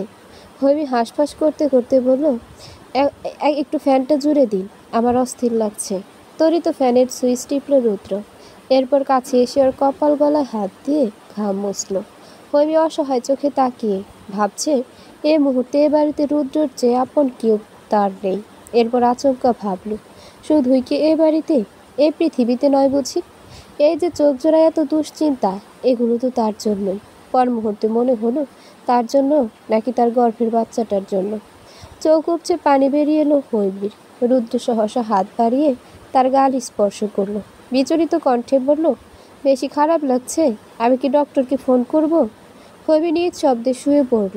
রুদ্র বিচলিত হয়ে পাশে শুয়ে কাছে টেনে নিল ওকে। মাথায় হাত বুলিয়ে বলল, কি অসুবিধা লাগছে হৈমি? বলো আমায়। কার জন্য এত চিন্তা? আমার জন্য নাকি ওর? মুহূর্তে শক্ত হয়ে গেল রুদ্র। শ্বাসরুদ্ধ করে জবাব দিল, আমার বইয়ের জন্য। কেঁপে উঠল হৈমি। এক নিমিষে সমস্ত খারাপ লাগা যেন উধাও হয়ে গেল। পেটের ভিতর খিদে ভাব স্পষ্ট হয়ে উঠল। কয়েক পল পর উঠে বসে রুদ্রর দিকে পলকহীনভাবে তাকিয়ে রইল। রুদ্র তার গভীর দৃষ্টি জোড়া স্থির রাখল। হৈমি মুখ বাঁকালো। হক চোখে পলক ফেলল রুদ্র। স্মরণ হলো কিশোর বয়সে ক্লাস টাইমে পাশের সিটে থাকা এক কিশোরীর মুখ। প্রথম ক্লাসে প্রথম চাহনিতে মেয়েটা ঠিক এভাবেই তাকে মুখ বাঁকিয়েছিল। এই মুহূর্তে হৈমিকে তার সমবয়সী ক্লাসমেট মনে হলো। গোপনে হাসলো কিঞ্চিত। হৈমি উদাসী রুদ্রের বাহুতে ধাক্কা দিয়ে বলল, আমার খুব খিদে পেয়েছে, যা খাই সব বমি হয়ে চলে যায়, আবার খিদে পায়। হুঁশ ফিরল রুদ্রর। বলল, খিদে পেয়েছে, খাবে, এত ভাবার কি আছে? আমি যাচ্ছি। কি খাবে বলো? কি আছে? কি খাবে বলো? বার্গার খাবো। আচ্ছা, আমি গরম করে আনছি। চোখ পিট পিট করে বলল, আপনি গরম করবেন? কেন, আমি কি পঙ্গু? গরম করতে পারবো না? আচমকা শব্দ করে হেসে ফেলল হৈমি। হাসি পেল রুদ্ররও, কিন্তু সে হাসিটা চেপে নিয়ে বেরিয়ে গেল। হৈমি নিজের কথা ফেরত পেয়ে হাসি মুখে ধীর পায়ে বেরিয়ে গেল নিচে। সে যাওয়াতে রুদ্র একটু অখুশি হলো। বলল, মাতব্বরি না করলেও চলতো, আমি রুমেই নিয়ে যেতাম। চেয়ার টেনে বসে হৈমি বলল, যতটুকু করেছেন এতে ধন্য।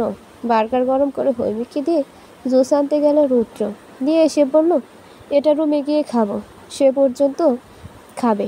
পর্যন্ত ঠান্ডা কমো। ডিরেক্ট ঠান্ডা খাবে না, ডক্টর নিষেধ করেছে। মাথা দুলালো হৈমি। রুদ্র তাকে বসিয়ে ডাইনিং থেকে বের হলো। আসার সময় মোবাইল ড্রয়িং রুমের সোফায় রেখেছে, সেটাই আনতে গেল। ঠিক সেই মুহূর্তে দাদিনীর রুম থেকে কান্নার শব্দ পেল। স্পষ্ট বুঝতে পারল দাদিন কাঁদছে। সন্দিহান হয়ে এগিয়ে গেল সে। দরজার সামনে দাঁড়িয়ে ডাকতে উদ্যত হয়েছে। তখনই কানে ভেসে এলো, আমি তো মা দিলু। মায়ের কাছে তো সব সন্তানই সমান বল। আমারও তো মন চায় 3 ছেলেকে একসঙ্গে সুখী দেখি, 3 ছেলে চোখের সামনে থাকুক, মা মা ডাকুক। ও পাশের কথা শুনল না রুদ্র। দাদিন আবার বলল, আমি তোকে কালই টাকা পাঠাবো, বাড়িতে কবে আনতে পারবো জানি না, কিন্তু আমি চেষ্টা করবো বাপ, তুই চিন্তা করিস না, ছেলেটারে দেখে রাখিস। শরীরটা নড়ে উঠল রুদ্রর। রাগে দুঃখে সরে যেতে উদ্যত হতেই হৈমির মুখোমুখি হলো। হৈমি কিছু বলতে ঠোঁট নাড়াতেই সে তার ঠোঁট চেপে ধরল। এরপর হাত টেনে চলে গেল ওপরে নিজেদের ঘরে। ঘরে গিয়ে মুখ খুলল হৈমি। বলল, দাদিন দিলু আর চাচার সাথে যোগাযোগ রেখেছে। রুদ্র সহসা চোখ বুঝে ফেলল। সত্য কোনোদিন চাপা থাকে না, একদিন না একদিন বেরিয়ে আসে। দাদিন তার চোখে ধরা পড়েছে অনেক আগে, আর হৈমির চোখেও ধরা পড়ে গেল আজ। নিজের ক্রোধটুকু নিয়ন্ত্রণে এনে রুদ্র বলল, এ কথা কাউকেই বলবে না, মনে থাকবে? মাথা নাড়িয়ে হৈমি বলল, থাকবে। মলিন হাসল রুদ্র। দরজা বন্ধ করে বিছানায় এসে বসল। খাড় খিচকে তার হৈমি বুঝালো অনেক কিছুই। তাই নিজ শব্দে এসে পাশে বসলো। রুদ্র তৎক্ষণাৎ প্রশ্ন করলো, যদি কোনোদিন এ বাড়ির সঙ্গে আমি সম্পর্ক ছিন্ন করে দিই, তুমি পাশে থাকবে তো? বিশুদ্ধ চোখে তাকালো হৈমি। বুকের ভিতর ধক করে উঠল তার। ঢোক গিলল সময় নিয়ে। কি বললো বেশে? কি বলা উচিত তার? সেসব চিন্তায় না গিয়ে শুধু মাথা নাড়ালো। রুদ্র আর একটি শব্দ ব্যয় করলো না। ইশারায় তাকে শুয়ে পড়তে বলে নিজেও শুয়ে পড়ল। বাকি রাতটা কাটিয়ে দিল নিদ্রাহীন। মনে মনে শুধু ভাবলো, দাদিনকে যে কোনো একজনকে বেছে নিতে হবে। জানি সে একজন আমি না। দুপুরবেলা লাঞ্চ শেষে রুমে এলো রুদ্র। হৈমি দাদিনের ঘরে আমের আচার খাচ্ছে। এই সুযোগে সে সিগারেট ধরালো। রুমে নয়, বেলকনিতে দাঁড়িয়ে। বেলকনির দরজা আটকে দিয়েছে, জানালার গ্লাসও লাগানো। ধোয়া রুমে যাওয়ার সম্ভাবনা নেই। আগে এসব মানতে হতো না, এখন মানতে হচ্ছে। শুধু হৈমির জন্য বললে বিষয়টা মিথ্যে হবে, বরং তাদের দুজনের জন্যই মানছে। দুজনের জন্য কিভাবে? হৈমির গর্ভে যে ছোট্ট প্রাণটা আছে, গত মাসে যার হার্টবিট এসেছে বলে ডক্টর নিশ্চিত করলেন, সেই ছোট্ট প্রাণটার সঙ্গে তারা দুজনই জড়িত। একজন তাকে পৃথিবীতে আনার জন্য যুদ্ধ করছে, আরেকজন এ বাড়িতে তাকে টিকিয়ে রাখতে যুদ্ধের জন্য তৈরি হচ্ছে। স্বপ্ন বুনে চলেছে রাতের পর রাত, দিনের পর দিন। বলা চলে সময়টা বেশ ভালো। এ সময় সুখী সুখী একটা ব্যাপার আছে। মাঝে মধ্যে তীব্র ভয়ে অবশ্য বুকে কাঁপুনি ধরে। প্রিয়জন হারানোর ভয়ে টনটন করে ওঠে বুকের বাঁ পাশটায়। সে টনটনে ব্যথা নিয়ে সে যখন নির্লিপ্ত হয়ে যায়, দুর্বল চোখে তাকিয়ে মলিন হাসি উপহার দেয় হৈমি। কিছুটা খোঁচা দিয়েই বলে, খুব ভয় পাচ্ছেন? আপনাকে তো ভয় পেলে মানায় না। আপনার এই অসহায় মুখটা দেখতে ভালো লাগে না। একটু গম্ভীর হয়ে ভয়কে ধমকে দিন। এই কথা শুনে রুদ্র মুখ ফিরিয়ে নিলে সে কানের কাছে এসে ফিসফিসিয়ে বলে, যত হুম্বি তুম্বি সব আমার সাথে। কোথায় গেল সেই গম্ভীরতার তিরিক্ষি মেজাজ? মানুষের সব সময় সমান যায় না। রুদ্রও যাচ্ছে না। বিগ্রানো মেজাজটাও ইদানিং শান্ত হয়েছে। বেঁচে থাকার একটিমাত্র অবলম্বনকেও হারানোর ভয়ে বুকে বাসা বাঁধলে দিশেহারা লাগবে না বুঝি? জন্মলগ্ন থেকেই বোধহয় লেখা ছিল, জীবনের পড়তে পড়তে সে মানসিক অশান্তিতে থাকবে। সুখ থাকবে চিরকাল ধোঁয়াশাতেই। এরই মধ্যে দাদিন তাকে অসাধারণ এক অশান্তি উপহার দিয়েছে। দুদিন আগে তিনি পাশের বাড়ির ভদ্রমহিলাকে দিয়ে 2 ভরি সোনার গয়না বিক্রি করেছেন, যার বর্তমান বাজার মূল্য 1,50,000 টাকা।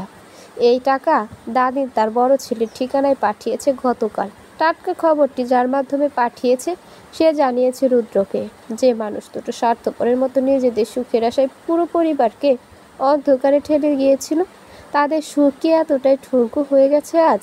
চোরের মতো করে মায়ের কাছে হাত পাচ্ছে। বৃদ্ধা মহিলাটির শেষ অবলম্বনটুকু কেড়ে নিতে কুণ্ঠাবোধ করছে না। ঘৃণায় মুখ বিকৃত হলো রুদ্র। স্মরণ হলো ছোট ভাইয়ের বউকে নিয়ে যে ভেগে যেতে পারে, তার আবার কুণ্ঠা কিসের? ওই দুজন তো মানুষই নয়, অমানুষ। কিন্তু দাদিন, সে কি করে এতটা বুদ্ধিভ্রষ্ট হয়ে গেল? মাতৃ স্নেহ করা ভুল নয়, কিন্তু স্নেহে অন্ধত্ব অপরাধ। ক্রোধে কপালের রগগুলো দপদপিয়ে উঠল। নিঃশ্বাস ভারী হলো খুব। উত্তেজনা কমাতে সিগারেটে টান দিল একাধারে। এমন সময় দরজায় টোকা পড়ল।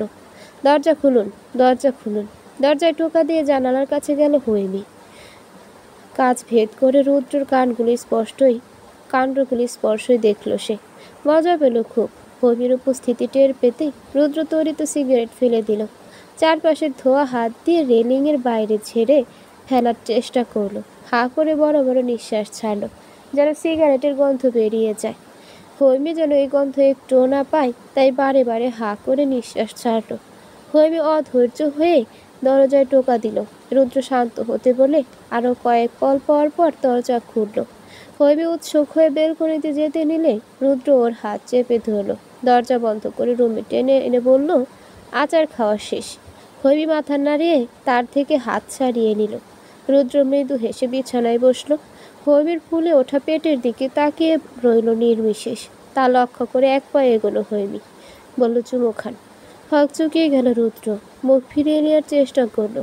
পরক্ষণে মনে পড়ল, পেটে চুমো খেলে সমস্যা নেই, মুখের গন্ধ বেবি পর্যন্ত পৌঁছাবে না। তাই স্বাচ্ছন্দ্যে পেটে চুমু খেলো।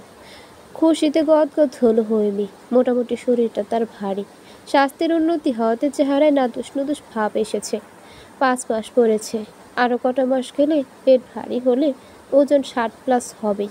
সেই ফিনফিনে শরীর আর আজকের এই নাদুস নুদুস শরীর ভাবলেই গা শিউরে ওঠে। এই শরীর নিয়ে রুদ্রর কোলে চড়ে বসল সে। আচমকা বসাতে সামলাতে বেগ পেল রুদ্র। হঠাৎ এভাবে কাছে আসার আশায় ঘাবড়ালো। টের পেল কোমল কুমতলব আছে নিশ্চিত। তার ধারণায় সঠিক হলো। হৈমি মুখে গিয়ে আবদার করে বসলো, কিসমি প্লিজ। চমকে উঠল রুদ্র। হৈমি এই অবস্থায় না থাকলে বিষয়টা এখন অন্যরকম হতো। কুমতলব সুমতলব করে মেয়েটাকে নাজেহাল করে ছাড়ত। কিন্তু সময়টা এমন যে নাজেহাল শুধু কথা তাকেই হতে হবে। অসহায় মুখ করল রুদ্র। অপরাধীর ন্যায় বলল, সরে বসো, ব্রাশ করে আসি। নানা এক্ষুনি আমার চুমু চাই। বোঝার চেষ্টা করো হৈমি, আমি সিগারেট খেয়েছি, সমস্যা হবে। মৃদু ধাবাকে টনক টনেরই হৈমি। সে বাচ্চাদের মতো জেদ করলো, আমারও সিগারেট খেতে ইচ্ছে করছে। চোখ রাঙালো রুদ্র। হৈমি পাত্তা না দিয়ে টোপ করে ওর ঠোঁটে চুমু খেলো। রুদ্র ঝটকায় মুখ সরিয়ে কৌশলে হৈমিকে বিছানায় শুইয়ে দিল। হৈমি বাহু চেপে ধরল ওর। রুদ্র হাত ছাড়াতে ছাড়াতে বলল, জ্বালাচ্ছ কেন? আমি না সিগারেট জ্বালাচ্ছে আমার ফুসফুস। আমি না, সিগারেট জ্বালাচ্ছে আপনার ফুসফুস। দীর্ঘশ্বাস ফেলল রুদ্র। বলল, রেগুলার খাই না এখন। হঠাৎ? জানি, তাহলে পাগলামি করছো কেন? এটুকু বাদ দিন। দেব, শর্ত আছে, মানবে? সাহসে খেপে উঠল হৈমি। বলল, সব কিছুতে শর্ত, শর্ত আর শর্ত। আর কত শর্ত দেবেন? ভালো লাগে না এসব। পাশ ফিরে শুয়ে রইল হৈমি। শ্বাস ফেলল ঘন ঘন। দীর্ঘশ্বাস ফেলে উঠে গেল রুদ্র। ব্রাশ করে এসে রুমের দরজা বন্ধ করে বিছানায় এলো। হৈমির পাশে শুয়ে হাত বাড়িয়ে পেটে স্পর্শ করল। কয়েক পল যেতেই হাতটা কেঁপে উঠল। সঙ্গে সঙ্গে রুদ্রের শরীরও কাঁপল। উত্তেজনায় শ্বাস আটকে গেল। এরপর সে আতঙ্কিত গলায় বলল, এই এই মনে উঠছে? এই তো। চিৎকার করে উঠল রুদ্র। হৈমি ভয় পেয়ে গেল রুদ্রের উত্তেজনা দেখে। রুদ্র প্রায় লাফিয়েও পাশে চলে গেল। হৈমির মুখের দিকে অবিশ্বাস্য চোখে তাকিয়ে পেটে তাকালো। গতকাল ঠিক একই উত্তেজনা নিয়ে হৈমি কল করেছিল তাকে। রাতে খাওয়ার পর রুদ্র 1 ঘন্টার জন্য বাইরে বেরিয়েছিল। হৈমি আরাম করছিল রুমে বসে। এমন সময় পেটের ভেতরে অদ্ভুত সব কাণ্ড কারখানা চলছিল। ভয় উত্তেজনা নিয়ে রুদ্রকে ফোন করে আনার পর সব শান্ত। রুদ্র কিছুতেই তার কথা বিশ্বাস করল না। শেষে মন খারাপ করে সেও বিশ্বাস করাতে যায়নি। ভাগ্যিস মাঝে মধ্যে হাত রাখার অভ্যাস রুদ্র, তাই তো ম্যাজিকটা ঘটে গেল। পেটের ভিতর বাচ্চা নড়াচড়া চলল অনেকক্ষণ। রুদ্রর হাতের স্পর্শ পেয়ে যেন ওখানে থাকা প্রাণটা প্রচণ্ড খুশি হয়েছে। বেশি নড়াচড়া করে নিজের উপস্থিতি জানান দিয়েছে। হৈমির চোখ দিয়ে জল গড়ালো। খেয়াল করলো রুদ্র কেমন বাচ্চাদের মতো তার পেটের সঙ্গে খেলা করছে, হাত বুলাচ্ছে সস্নেহে। কয়েক পল রুদ্রর ঝাপসা দৃষ্টি, ঠোঁটে মৃদু হাসিরও দেখা মিলল। তৃপ্তির শ্বাস ফেলল হৈমি। চোখ বুঝল আরামে। মিনিট 2 পর অজান্তে ঘুমিয়ে পড়ল। রুদ্র শ্বাস অপলকে তাকিয়ে আছে ফুলে থাকা নগ্ন চামড়াটার দিকে। সে চামড়া আজ থেকে 5 মাস আগেও তাকে কামুক করে তুলত। সে চামড়া এই মুহূর্তে কোনো কামুকতা নেই, আছে শুধু প্রতীক্ষা, স্নেহ, আদর, ভালোবাসা। মাঝরাতে উঠে একবার খাই হয়নি। আজও তার ব্যতিক্রম ঘটেনি। রুদ্র ওকে খাইয়ে নিচে এসেছিল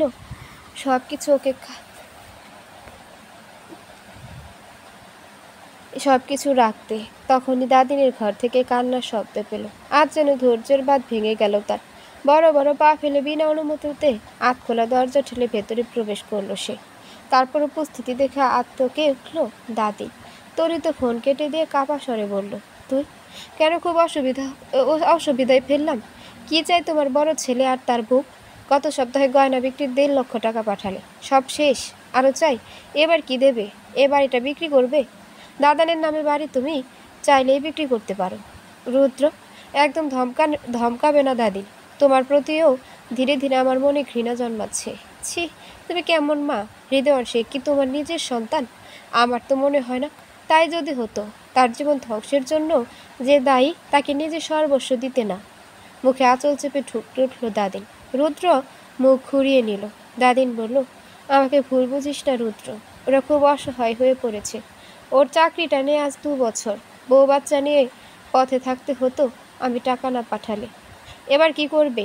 ওই টাকা শেষ হলে কি দেবে? আর কি আছে তোমার?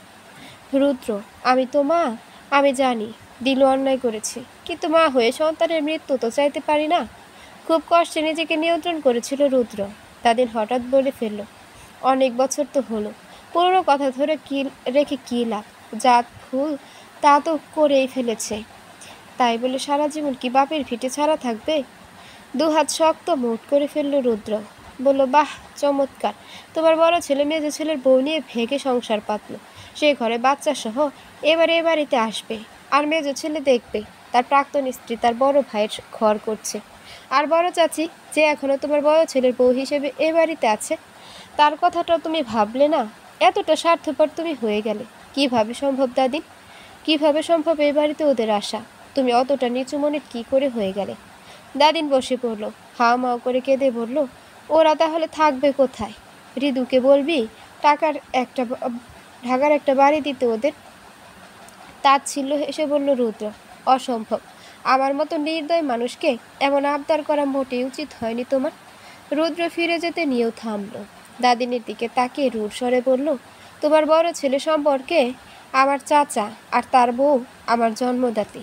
তোমার মেজো ছেলে আমার বাবা, অথচ আমার মা তার বড় ভাইয়ের বউ। গা ঘিন করে না দাদি এসব শুনতে? জানো, আবার ভাবতে মরে যেতে ইচ্ছে করে। তা এরপরও যদি তুমি এই ঘৃণ্য জটিল সম্পর্কের মানুষদের এক বাড়িতে আনার দুঃসাহস দেখাও, মনে রেখো বাবা, আমি বড় চাচি, রাদীপ ভাই, সকলের সঙ্গে সম্পর্কে শূন্য সুতো কাটতে হবে তোমাকে। শেষ বাক্যগুলো বড্ড অসহায়ের মতো আওড়ালো রুদ্র। এরপর প্রস্থান করলো দাদিনের ঘর থেকে। বলা চলে আজীবনের জন্য। ছোটবেলা থেকে যে মানুষটা তাকে আঁকলে বড় করলো, সেই মানুষটার ভুল আবদার এক নিমিষে সব তছনছ করে দিল, নিশ্চিত করে দিল সে ভবিতব্য। প্রায়শ্চিত্ত মানে চিত্তের বিশুদ্ধতা সাধন। এই বোধ জাগ্রত হওয়ার পর আর কখনো কষ্ট পাননি সুরভি বেগম। তবে বুকের গহীনে আফসোস রয়েছে গর্হিত সেই পাপটির জন্য। সেই আফসোসে আমৃত্যু যন্ত্রণা দিয়ে যাবে। সেলাই মেশিনে ছিঁড়ে যাওয়া মিক্সির হাতা সেলাই করে চুপচাপ বসে সুরভি বেগম। আজকাল অল্পতেই হাঁপিয়ে ওঠে সে। একটু সেলাই করে হাঁপিয়ে গেছে, ইদানিং বেশ বুঝতে পারে বয়স বাড়ছে। চমকে উঠল সুরভি। বয়স? কত বয়স তার? এক মুহূর্ত শ্বাস আটকে গেল যেন। যৌবনের শুরুতেই বিয়ে হয়েছিল তার রুদ্রের বাবার সঙ্গে। সদ্য 18-তে পা পড়েছে। তরতাজা ফুলটাকে নিজের ঘরে তুলেছিল সুস্বাস্থ্যের প্রাপ্তবয়স্কী যুবকটি। কত প্রেম, কত স্নেহ, কত সুখ। আহা, সেই রঙিন মুহূর্তগুলো স্মরণে আসা মাত্রই বুক ভার হলো। দীর্ঘশ্বাস ফেলে হিসেব কষল তার বর্তমান বয়স। 19-এর মাঝামাঝিতে রুদ্রর জন্ম, 24-এ সূচনার। 2 সন্তানের পূর্ণ সংসার ছিল তার। আহা, একেই বোধহয় বলে মানুষ দাঁত থাকতে দাঁতের মর্যাদা বোঝে না। পাপে ধরেছিল তাকে, একেবারে নিঃস্ব করেই ছাড়ল। 26 বছর বয়সে যৌবনের উত্তাপে বুকের ভেতর যে খরা নেমেছিল, সেই খরায় আরও সে আষাঢ়ে বৃষ্টির মতো ঝাঁপিয়ে পড়েছিল দিলোয়ার শেখ। শুরুতে সে সায় দেয়নি, ভয় পেত, কিন্তু ধীরে ধীরে মনের ভেতর শয়তান বাসা বাঁধল। যেই একটি রাত সব কিছু ওলটপালট করে দিল, সেদিন কেন নিজেকে নিয়ন্ত্রণ করল না? কেন আচমকা সেই স্পর্শের বিনিময়ে কষি এক থাপ্পড় লাগালো না ভাসুরের গালে? তাহলে তো আজ সব অন্য রকম হতো।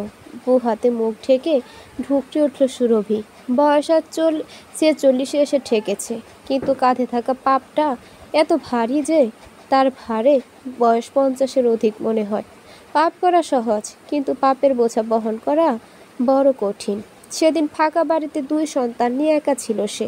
ঝড় বৃষ্টির রাত, রুদ্র আর সূচনাকে ঘুম পাড়ি মাত্র। এমন সময় বাড়ির সদর দরজায় টোকা পড়ল। সে গিয়ে দরজা খুললে দিলোয়ারের ভিজে চুপচুপে বলিষ্ঠ শরীরটা নজরে আসে। মাথায় কাপড় তুলে সরে দাঁড়ায় সে। পূর্বে তার থেকে অনৈতিক আহ্বান পেয়েছিল, বিধায় সে মুহূর্তে তীব্র অস্বস্তিতে পড়ল। দিলোয়ার স্বাভাবিক চিত্তে ভেতরে ঢুকে বলে, গরম গরম ভাত ভাত গরম করতে পারবে? খুব খিদে পেয়েছে। বাঙালি ভীতু নারী সে, অধিক লজ্জাবতীও, তাই সে মুহূর্তে মাথা নুইয়ে খাবার গরম করে দিল। দিলোয়ার তৃপ্তি ভরে খেলো। সুরভি সব গুছিয়ে বেসিনে হাত ধুতে গেলে আচমকা তার পেছনে এসে দাঁড়ায় দিলোয়ার। আঁচল সরে যা নগ্ন কোমরটা স্পর্শ করেও আবেগ ঘন হয়।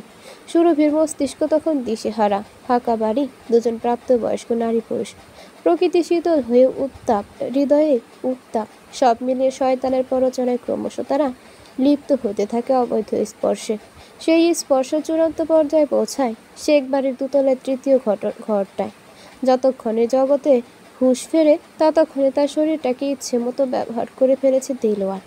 আর পিছু হটার সুযোগ নেই। একবার পিছুপা হয়েছিল সন্তানের কথা ভেবে, কিন্তু সে সময় দিলোয়ার প্রেম তাকে বাধ্য করেছিল সব ছেড়ে তাকেই আঁকড়ে ধরতে। যে স্পর্শ শুরুতে তাকে ভয় লজ্জা দিয়েছিল, সেই স্পর্শই সেদিনের পর থেকে তাকে আনন্দ দিতে লাগলো। মন শরীর এতটাই পাপে জর্জরিত হলো যে দুজন মিলে দুটো সংসার ধ্বংস করে চলে এলো। শুধু কি দুটো সংসার, সে কি নিজেকে ধ্বংস করেনি? আজ তার জীবন, তার ছেলের জীবন অনিশ্চিত। এ দায়ভার কার? তারই তো। সে মা হারা করেছিল রুদ্র সূচনাকে, বাবা হারা করেছিল রাদীপ সাদমানকে। পুরস্কার স্বরূপ কি পেয়েছে? এই তো জীবন, একাকী নিঃসঙ্গতা। দরজায় কারাঘাত হতেই নিজেকে স্বাভাবিক করে নিল সুরভি। দরজা খুলতেই রিমনের ক্লান্ত মুখের দেখা মিলল। সুরভি ছুটে গিয়ে এক গ্লাস পানি এনে দিল তাকে। রিমন সেটা খেয়ে মায়ের হাতে 4,000 টাকা গুঁজে দিল। বলল, টিউশনির টাকা, কালকে আরো 2,000 পাবো। ঘর ভাড়াটা আজ দিয়ে দাও মা। গোসল করে আয়, ভাত বাড়ছি। শার্ট খুলতে খুলতে রিমন বলল, কি রেঁধেছ? ছোট মাছ চচ্চড়ি, কাল মাংস আনবো। মৃদু হেসে সুরভি বলল, আচ্ছা আনিস। রিমন গোসলে চলে গেল। সুরভি নিজেকে শক্ত করে নিয়ে ভাত বাড়তে লাগলো। ভাগ্যের কি নির্মম পরিহাস! ছেলেটা একসময় মাংস ছাড়া ভাত খেত না, বাবা ছাড়া এক মুহূর্ত ভাবতে পারতো না।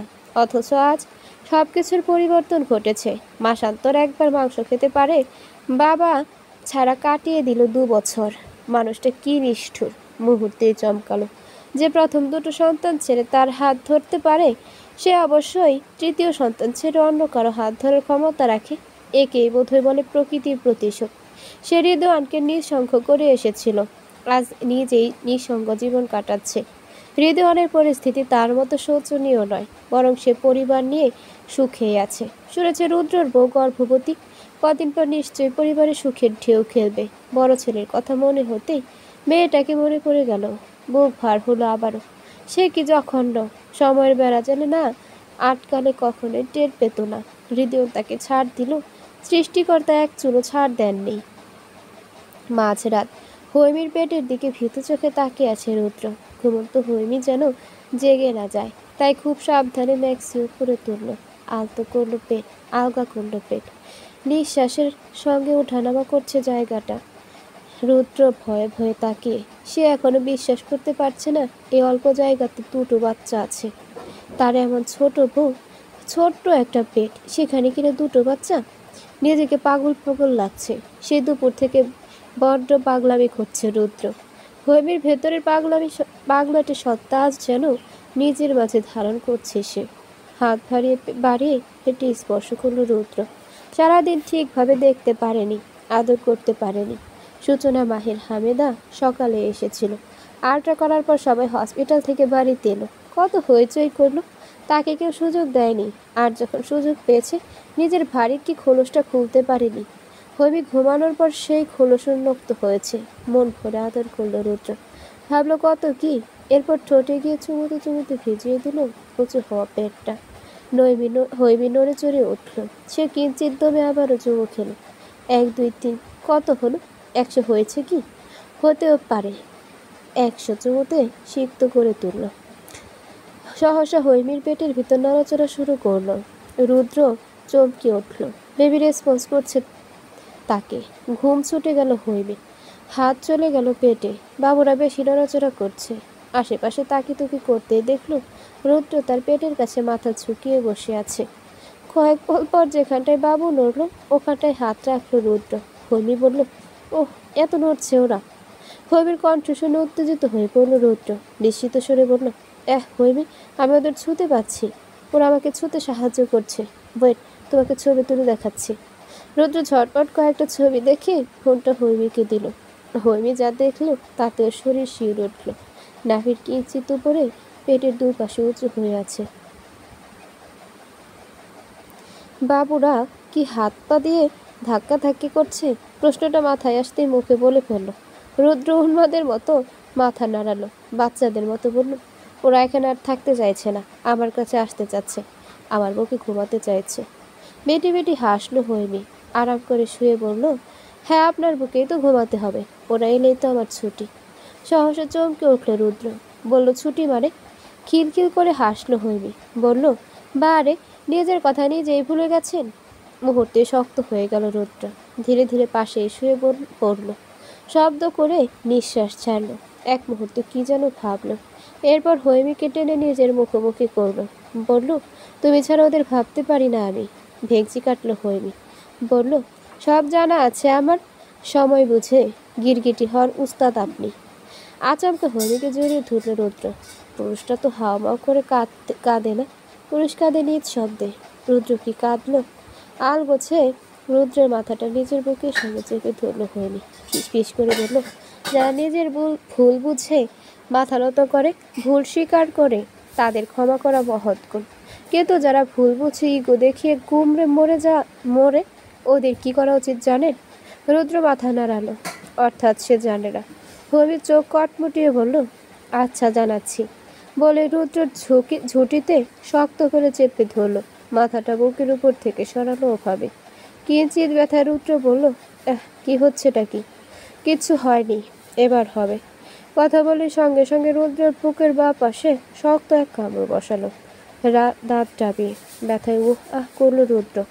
ইচ্ছে করলেই পারতো এক ঝাপটায় সরিয়ে দিতে, কিন্তু সরালো না। আমি নিজের মতোকে শাস্তি দিল। রক্ত বেরোতে আচমকা সরে গেল সে। রুদ্রর চোখের কার্নিশে এক ফোঁটা অশ্রু। আমি নিজ শব্দে সরে গেল। পাশ ফিরে ভারী নিঃশ্বাস ফেলল চোখ বন্ধ করে। রুদ্র রক্তে লাল বুকের বাঁ পাশটায় তাকিয়ে এক হাত চেপে ধরল। নিজ শব্দে হৈমির গা ঘেঁষে চিবুক ছোঁয়ালো কাঁধে। বলল, কাঁদছ কেন? আমি তো বকিনি। কামড়েছ, বেশ করেছ। It's good. হৈমি কথা বলল না। বুক ভার হয়ে উঠেছে তার। কষ্ট হচ্ছে ভীষণ। সে তো সত্যি ছাড়তে পারবে না এই মানুষটাকে। এই মানুষটাও কি পারবে? সেই প্রমাণ তো এখনো পায়নি, তবে নিশ্চিত পাবে। ভর দুপুরে দাদিন খবর পেল তার বড় ছেলে 2 বছর আগে তৃতীয় বিয়ে করেছে। খবরটি টেলিফোনে ফোন করে দিল তার বড় বোন। বড় বোনের ছেলের বউ যে হাসপাতালে নার্স হিসেবে যুক্ত, সেই হাসপাতালে দিলওয়ারের তৃতীয় বউ কন্যা সন্তান জন্ম দিয়েছে। তরতাজা খবরটি পেয়ে দাদি রাজ করলো। এতদিন দিলওয়ার তাকে মিথ্যা কথা বলে টাকা নিয়েছে। সে আসলে সুরভি বা ছেলেরই মনের জন্য নয়, তৃতীয় বউ তৃতীয় সংসারের খরচের টাকা নিয়েছে মায়ের থেকে। তাহলে সুরভির মন ওরা কোথায়? ওদের পথে বসিয়ে দিল আর নতুন সংসার পেতেছে। আর কত অমানুষী রূপ দেখাবে ছেলেটা। রক্তে চাপ পড়লো দাদিনের। প্রেশার বেড়ে জ্ঞান হারালো আচমকা। হৈমি খাচ্ছিল, জেরিন বাসনপত্র ধুতে ব্যস্ত। এমন সময় দাদিন জ্ঞান হারানোর সময় সবার প্রথম নজরে পড়ল হৈমিরই। সে ছুটে আসতে গিয়ে হোঁচট খেয়ে পড়ে গেল। চিৎকার করে কেবল উচ্চারণ করলো, দাদিন।